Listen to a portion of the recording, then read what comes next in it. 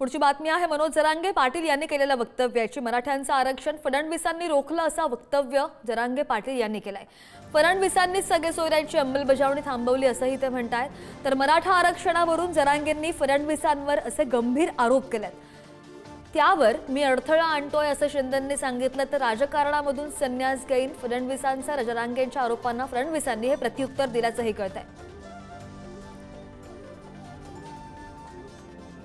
येणार नाही, मी राजकीय शब्द बोलत नाही।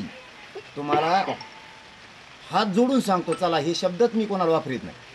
तुम्ही आणखीन तरी मराठ्यांचा द्वेष सोडून द्या। तुम्ही मराठ्यांचं जितकं वाटलं होईल ते पावलं या छगन भुजबळचं ऐकून उचलू नका। तुम्ही सगळ्यात जास्त छगन भुजबळचं ऐकलं। छगन भुजबळला तुम्ही ताकद दिली। तुम्ही आमच्या विरोधात आंदोलन उभा करायला लावलेत। फडणवीस साहेब तुम्ही स्वतः या छगन भुजबळला तुम्ही ओबीसीचे नेते गोळा करायला लावले। फडणवीस साहेब कसं नाकारता तुम्ही? मी हात जोडून विनंती म्हणतोय तुम्हाला, तुम्ही हे कारण केलेत।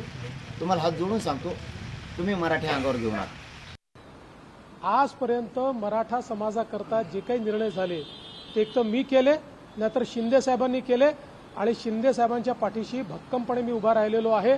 त्यामुळे अशा प्रकारे जाणीवपूर्वक नरेटिव्ह तयार करण्याचा प्रयत्न अतिशय अयोग्य आहे। मी पुन्हा एकदा सांगतो, शिंदे साहेबांनी जर या ठिकाणी सांगितलं की मराठा आरक्षणाकरता त्यांना निर्णय घ्यायचा आहे आणि त्या निर्णयामध्ये मी अडथळा निर्माण केलाय, मी निर्णय होऊ दिला नाही, त्या क्षणी राजीनामा देईल आणि मी राजकारणाचा संन्यास देखील घेईल।